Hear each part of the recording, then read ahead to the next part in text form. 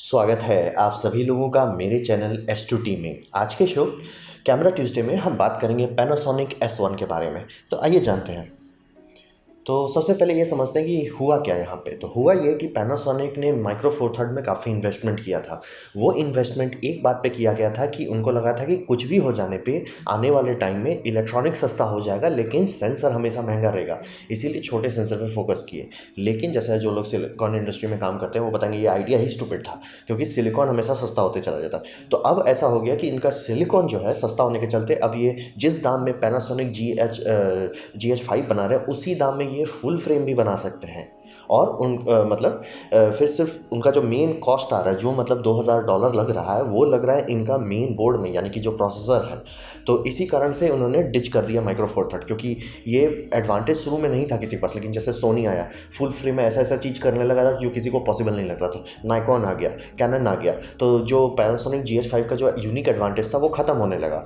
तो इसीलिए पैनासोनिक कूद गया फुल फ्रेम में, क्योंकि अब ये हो गया है कि आपका सेंसर साइज़ पे कॉस्ट पे असर नहीं पड़ता है, उसी दाम में आप बना सकते हो, बस आपको मेन प्रोसेसर पे खर्च करना पड़ता है।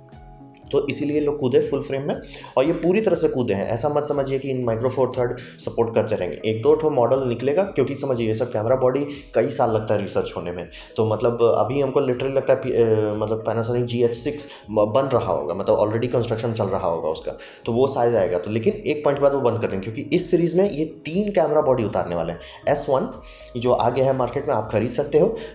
S1R जो कि हाई रेजोल्यूशन वाला है, और एक S1H है जो कि पूरी तरह से सिनेमा कैमरा है। तो यही हो रहा है कि पैनासोनिक ने माइक्रो फोर थर्ड को बोला भैया ठीक है हम छोड़ते हैं इसको, और धीरे से आगे बढ़ जाते हैं फुल फ्रेम में। क्योंकि आप समझिए कंपटीशन बहुत टाइट हो रहा है। जो एक टाइम में पैनासोनिक था कि कोई और दे ही नहीं सकता है वीडियो फंक्शन, सोनी तो आके एकदम धो दिया, प्लस सोनी ऑटो फोकस दे दिया। तो इसी कारण से पैनासोनिक कूद गया इसमें। तो पैनासोनिक क्या दे रहा है आपको, तो यहाँ पे जो बात कर रहे हैं S1, ये इनका स्टार्टर बॉडी है, कि मतलब आप मेरे सिस्टम में आइए ये बॉडी खरीद के, ये इनका स्टार्टर सिस्टम है। और इसका दाम $2500 बॉडी ओनली है। आपको कई जगह पे डिस्काउंट या सेल में मिल सकता है, लेकिन मतलब समझिए अच्छा हष्ट पुष्ट तंदुरुस्त दाम का चीज़ है ये। और ये है 24 मेगापिक्सल। और आपको लगता है कि यार नहीं 24 कम हो गया, तो इसीलिए R वर्जन भी है जो ज़्यादा मेगापिक्सल का है, लेकिन ये वाला 24 मेगापिक्सल का है। और इसको पूरा डे 1 से बनाया गया है एज ए प्रो कैमरा। ये बात समझिए, ये बहुत इंपॉर्टेंट बात है।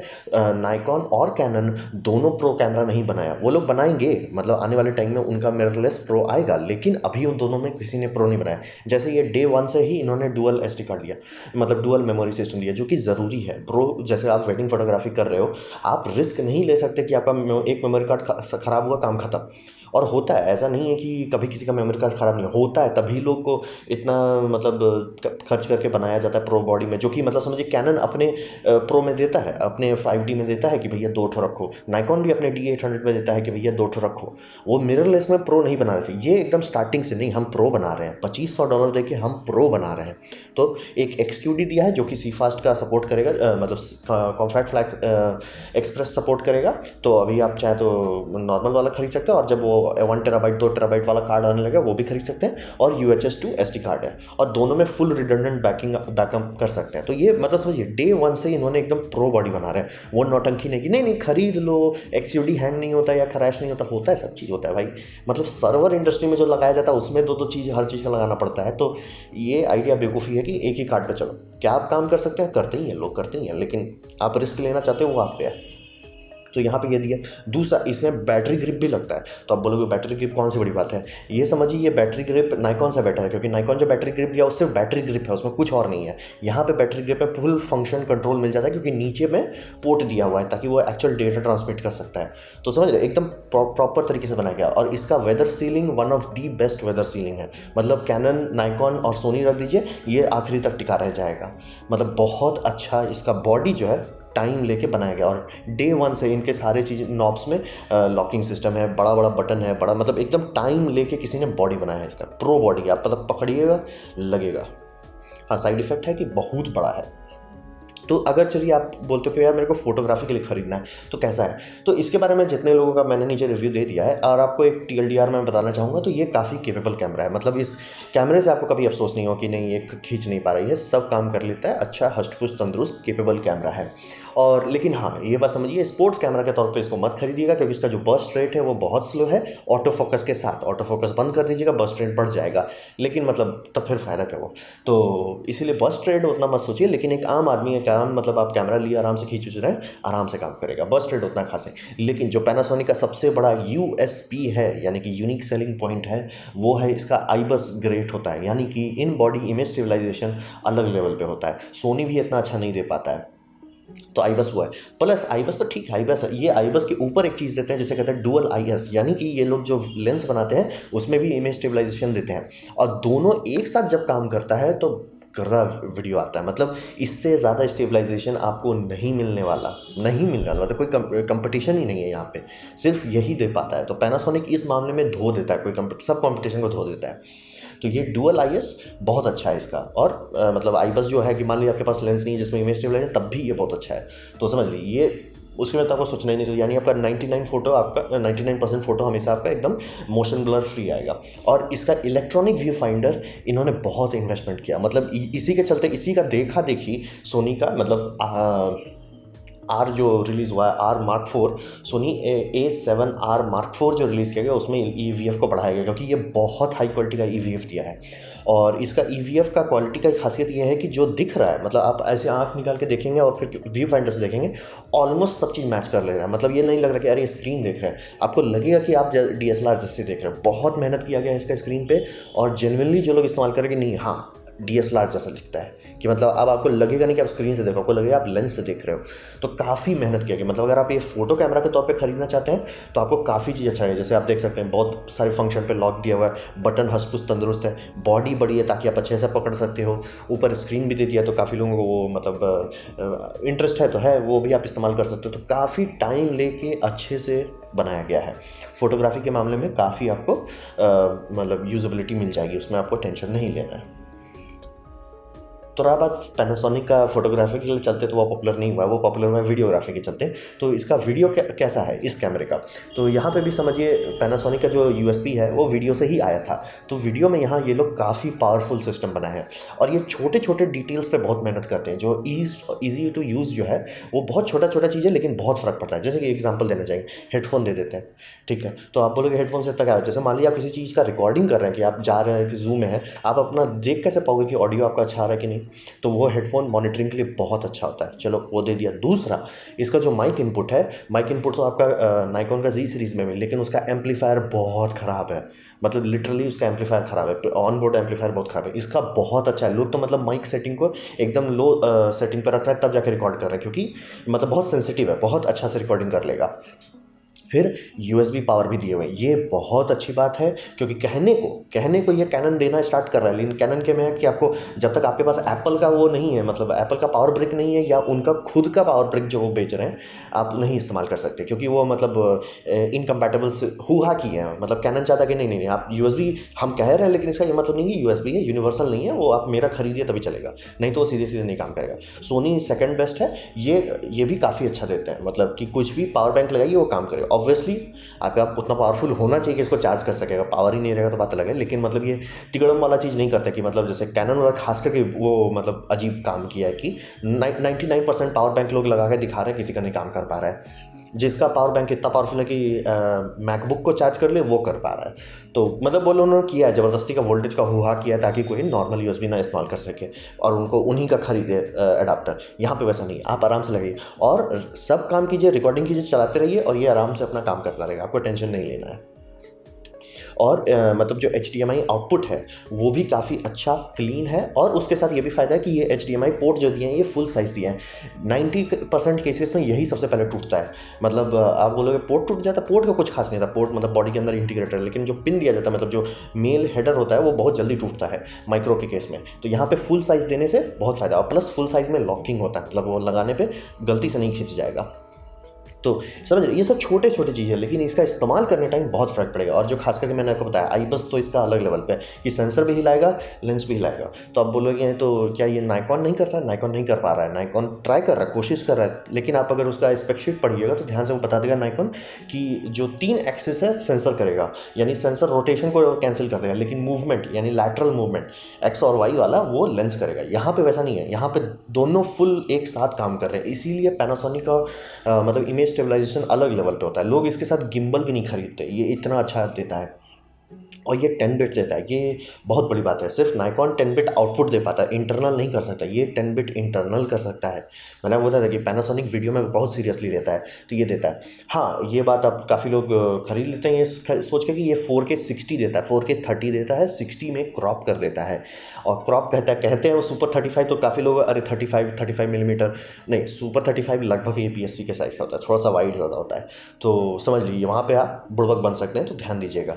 और अगर इसका बहुत एडवांस फंक्शन निकालना चाहते हैं जिसमें आपको 4:2 का आउटपुट मिल जाए, 4:2 10 बिट का आउटपुट मिला है HDMI से, तो आपको पेड फर्मवेयर लेना पड़ेगा। तो एज ए वीडियो कैमरा आप देखना चाहेंगे तो ये काफ़ी पावरफुल सिस्टम है, मतलब सब चीज़ को सुधारा गया, प्लस ऑडियो भी बहुत अच्छा है, ईजी टू यूज़ है, 10 बिट भी दे रहा है, USB चार्जिंग भी दे रहा है, तो काफ़ी अच्छा सिस्टम है। तो अगर ये इतना अच्छा केपेबल वीडियो कैमरा है, इतना केपेबल फोटो कैमरा, तो हर जगह इसका नाम क्यों नहीं आ रहा? खैर, इसका सबसे बड़ा प्रॉब्लम है कि अनरिलायबल ऑटो फोकस। तो कॉन्ट्रास्ट ऑटो फोकस जो आप देखते होंगे, तो उसमें आप देखते होंगे मतलब जिनके पास नाइकॉन DSLR है उनको पता है कॉन्ट्रास्ट ऑटो फोकस कैसे होता है। मतलब लेंस आगे पीछे करके करते रहता है और पहुँच जाता है जहाँ पे उसके जाए। Depth from deflection auto focus जो है इनका, वो उम्मीद करते हैं कि एक बार में पकड़ ले, लेकिन नहीं करता है। हंटिंग तब भी ये करता है, मतलब इनका ग्राफ देखिएगा तो है कि टुक टुक पहुंच गए और अपना फोकस कर लिए, लेकिन ये ऑसिलेशन तब भी होगा। यानी कि अगर आप फोकस कर भी लिए किसी भी चीज़ में, आप जैसे मेरे चेहरे पे फोकस कर लिए और कंटिन्यूस फोकस ऑन है, तो वो फ्लक्चुएट तब भी करता रहेगा, क्योंकि ये फोकस डिटेक्ट के बाद भी वो करता रहता है डबल चेक करने के लिए। तो इसीलिए फोकस एकदम इसका नहीं है उस लेवल पर। मतलब अभी सबसे बेस्ट ऑटो फोकस चलता है सोनी का, सोनी के बाद आता है कैनन का, कैनन के बाद आता है नाइकॉन का। ये उस लेवल पे है नाइकॉन और इसका। और नाइकॉन ज़्यादा मतलब कॉन्ट्रास्ट डिटेक्ट पे काम नहीं कर रहा है, वो नाइकॉन कर रहा है फेस डिटेक्ट पे। तो नाइकॉन बहुत इजीली फर्मवेयर अपडेट से फिक्स कर सकता है, ये नहीं किया जाता सुधार, यहाँ पे काम ही नहीं कर सकते। मतलब मारा फर्मवेयर अपडेट रिलीज़ कर लीजिए, फिजिक्स ही इसका सही नहीं है। तो ये मतलब इनका कहना था ये करने से ये फ़ायदा होता है कि मतलब चूंकि सेंसर में इनको पॉइंट्स नहीं देना पड़ रहा है, तो बैंडिंग नहीं आएगी, लेकिन उसके चलते जब फोकस ही मिस कर रहा है तो फिर फ़ायदा क्या होता है? तो वही काफ़ी लोग इससे मतलब फ़ोटो खींच रहे हैं, 90% फोटो आ रहा है, लेकिन 10% आउट ऑफ फोकस रहा है। तो आप बोलोगे 10% उतना बड़ी बात नहीं, लेकिन जैसे स्पोर्ट्स में हुआ, या स्पोर्ट्स में तो कोई करेगा नहीं, या बच्चे लोग खेल रहे हैं, दौड़ कूद रहे हैं, वहाँ पर ट्राई कीजिए, नहीं होगा। काय जो प्रो VTV से बहुत पॉपुलर हुआ था, वो बनाया है, उसमें दिखाई मतलब बंदा खड़ा है, पीछे पेड़ है, पीछे का पेड़ पे फोकस कर रहा है, कर ही नहीं रहा। मतलब और सबसे हद की बात ये होगी थी, वो फेस डिटेक्ट कर रहा है, फेस डिटेक्ट कर रहा है कि दिस इज फेस पे पूरा लॉक दिखा रहा है, लेकिन उस पर फोकस ही नहीं कर रहा है। तो समझ लीजिए कि ये बहुत अनरिलायबल, मतलब आपको सोनी कैनन नाइकॉन के केस में आपको 99% हिट रेट मिल जाता है, ये बहुत पीछे है उससे। तो यहीं पे सब लोग छोड़ दे रहे हैं इस कैमरा को कि भैया जब फोकस ही नहीं है भरोसेमंद, तो क्या करेंगे? फिर चलो आप बोल दो कि यार मेरे को उतना इंपॉर्टेंट नहीं, मेरे पास टाइम है, मैं टाइम लेके फोकस कर सकता हूँ। तो उसके बाद एक जो फाइनल चीज़ है वो है L माउंट अलायंस, यानी कि ये जो लेंस माउंट है, जैसे कैनन का अपना माउंट है, नाइकॉन का अपना माउंट है, सोनी का अपना माउंट है, तो L माउंट अलायंस जो बनाया गया था वो था 3 कंपनी साथ में थी, लाइका आई साथ में, सिग्मा आई साथ में और पैनासोनिक आई साथ में। और इनका ये था कि तीनों एक ही लेंस माउंट इस्तेमाल करेंगे, उससे फ़ायदा ये होगा कि लेंस एक मार्केट में बहुत आ जाएगा। तो अभी अगर आप खरीदना चाहते हैं पैनासोनिक का लेंस, पैनासोनिक लूमेंस लेंस, जो कि इस माउंट के लिए बनाया गया है, तो आपके पास सिर्फ 3 ऑप्शन है। आपके पास एक 50 f1.4, उसमें इमेज स्टेबलाइजेशन यानी डुअल IS नहीं चलेगा। दूसरा है 70-200 f4, पता नहीं क्यों f4 निकाले f2.0 के ज़माने में, लेकिन OIS है, तो ये एक अच्छा वीडियो लेंस है। और दूसरा है 24-105 f4 मैक्रो लेंस, तो और उसमें भी इमेज स्टेबलाइजेशन दिया गया है। तो आप समझिए ज़्यादा ऑप्शन नहीं है आपके पास यहाँ पे। और ये जो L माउंट अलायंस है वो यानी लाइका का माउंट था पहले। तो लाइका के लेंसेज जो आते हैं वो ये सब लेंस को तो चिल्लड़ छुट्टा लगने लगा है। लाइका का लेंस बहुत महंगा आता है, अंधेर महंगा आता है, वो मतलब सिर्फ दिखावटी महंगा आता है, मतलब जेन्युइनली सिनेमा का लेंस उससे सस्ता पड़ता है। तो समझ लिए कि वो मतलब L माउंट अलायंस कहने को तो 3 बड़ी कंपनी आई, लेकिन पैनासोनिक अभी सिर्फ 3 उतारा है, सिग्मा अभी बना रहा है, सिग्मा का अवेलेबिलिटी कम है, मतलब सिग्मा भी बोल रहा है 2020 के स्टार्टिंग में उनका आने लगेगा लेंस। तो लेंस सबसे पहला वही है कि आपके पास ज़्यादा लेंस का ऑप्शन ही नहीं है। तो वहीं पे आप लटक जाओगे कि आपको ठीक है, आपको कोई खास तरह का लेंस चाहिए, नहीं मिलेगा, आपको इस तरह का चाहिए, नहीं मिलेगा, उस तरह का चाहिए, नहीं मिलेगा, आपके पास ऑप्शन बहुत कम है लेंस के मामले में। तो वहाँ आप लटके। फिर वीडियो के मामले में इनको पता है कि वीडियो कैमरा कैसे बनाया जाता है, ये पॉपुलर है, फिर भी फ्लिप आउट स्क्रीन नहीं दिए। क्यों? किस लिए? काहे? मतलब वो सब लोग कह रहे हैं कि ये फ्लिप आउट स्क्रीन बजा के रखे होते हैं कि पैनासोनिक S1H में देंगे, S1H में है, फ्लिप आउट स्क्रीन है उसमें, लेकिन ये तो फिर वो कैनन वाला नौटंकी हो गया कि नहीं नहीं, हम अच्छा फीचर अच्छे बॉडी में देंगे, सस्ता बॉडी में आप लीजिए तो हो गए। तो वो थोड़ा एक जेन्युइनली ख़राब लगता है, क्योंकि ये पॉपुलर हुए हैं वीडियो के चलते, उसके बाद उसमें वीडियो फंक्शन हटा देना थोड़ा गड़बड़ है। और ये बात मुझे मैं पर्सनली नहीं पसंद करता हूँ कि इनको सॉफ्टवेयर अपग्रेड की खरीदना पड़ेगा। अगर आप 30 सितंबर से पहले खरीद लेते हैं कैमरा तो ये अपग्रेड आपको फ्री में मिलेगा, लेकिन 30 सितंबर के बाद खरीदते हैं तो आपको 100 मतलब लगभग 180 पाउंड तक देना पड़ता है, यानी कि $200 तक देना पड़ सकता है, यानी कि लगभग 20,000 रुपये तक देना पड़ सकता है, ताकि वो 10 बिट इंटरनल रिकॉर्डिंग खुले। मतलब कैमरा आपने खरीद लिया, हार्डवेयर उसमें है, सॉफ्टवेयर में लॉक करके रखे हुए हैं कि नहीं नहीं हम देंगे नहीं तुमको, तो वो जेन्युइनली अच्छा नहीं लगता, वो दैट इज़ जस्ट लेम। और इनका कैमरा चलता है वीडियो के चलते, तो वीडियो का फंक्शन को लॉक करके रखना, मतलब मैंने खरीद लिया भाई, आपका ही प्रोडक्ट खरीद रहा हूँ, आपका ही लेंस कर दूंगा, तो क्यों उसको लॉक कर रहे हो? तो वो है, मतलब इसी कारण से आप हर जगह हर कोई पैनासोनिक का बात नहीं कर रहे, जबकि GH5 इतना सक्सेसफुल था। पहले तो वही कि ऑटो फोकस, जो पैनासोनिक का जो यूनिक वीडियो कैपेबिलिटी था वो सोनी अब पकड़ लिया, और प्लस सोनी ऑटो फोकस दे रहा है। अब आपको नहीं नहीं पैनासोनिक में इमेज स्टेबलाइजेशन बहुत अच्छा है, बात सही है, एकदम 100% सही है। सोनी का इमेज स्टेबलाइजेशन और पैनासोनिक का, मतलब सोनी का लगेगा बच्चा खेल रहा है, लेकिन आप सोनी का कैमरा को गिम्बल पे रख सकते हो, आप उसमें इमेज स्टेबलाइजेशन ऐड कर सकते हो, या मेरे जैसा केस में जहाँ पे मैं ट्राइपॉड के ऊपर रखा मुझे उतना फर्क नहीं पड़ता। लेकिन पैनासोनिक में आप कुछ भी करके ऑटो फोकस दे नहीं सकते ना, मतलब एक अनस्टेबल कैमरा को स्टेबल बना सकते हैं कि हाँ भाई ये गिम्बल में डाल दो, रिग में डाल दो, ठीक है स्टेबल हो जाएगा, उसी के चलते रेड काम करता है, उसी के चलते आरी काम करता है, लेकिन आप ऑटो फोकस तो नहीं दे सकते ना। और खास करके रन एंड गन शूट में आपको ऑटो फोकस चाहिए, क्योंकि 4K में आप डिजिटली क्रॉप करके पोस्ट प्रोडक्शन में भी सुधार सकते हैं और बहुत अच्छा सुधर जाएगा, लेकिन यहाँ पे वैसा नहीं हो सकता। तो इसीलिए आपको हर जगह हर कोई पैनासोनिक के बारे में बात नहीं कर रहा है। पहला तो ऑटो फोकस ही क्या गुजरा है, प्लस लेंस में ऑप्शंस ही नहीं है कि f2 पॉइंट उतारता है तो मतलब ठीक है ये, क्योंकि ये लेंस बहुत पॉपुलर होता है, 70-200 f2.8 बहुत पॉपुलर लेंस है, तो वो भी नहीं उतारना, वो भी लग गया। प्लस फ्लिप आउट स्क्रीन वो बचा के रखे हुए थे कि S1H में देंगे, वो भी बहुत ख़राब लगा लोगों को। और ये सॉफ्टवेयर की मतलब हमको आपका ही कैमरा खरीदें, लेकिन अब आप हम ही को और पैसा दो, लगभग $200 कोई सस्ता चीज़ नहीं है। तो ये था मेरा प्रेजेंटेशन पैनासोनिक S1 के बारे में। उम्मीद करता हूँ आपको अच्छा लगा, कुछ सीखने को मिला। अगर ऐसा है लाइक कर दीजिए, नहीं अच्छा लगा, नहीं पसंद आया कोई बात नहीं, आप डिसलाइक दबा सकते हैं। मैं कहूँगा डिसलाइक 2 बार दबाइए, उससे मुझे पता चलेगा कितना नापसंद हुआ है। और आपसे मैं कहूँगा कमेंट लिखिए, क्योंकि मैं हर कमेंट के जवाब देता हूँ। आपसे कहूँगा सब्सक्राइब कीजिए, बेल दबाइए अगर आप फ्री हैं। आपने मेरा वीडियो देखा, ये जान के मुझे बहुत खुशी हुई। धन्यवाद।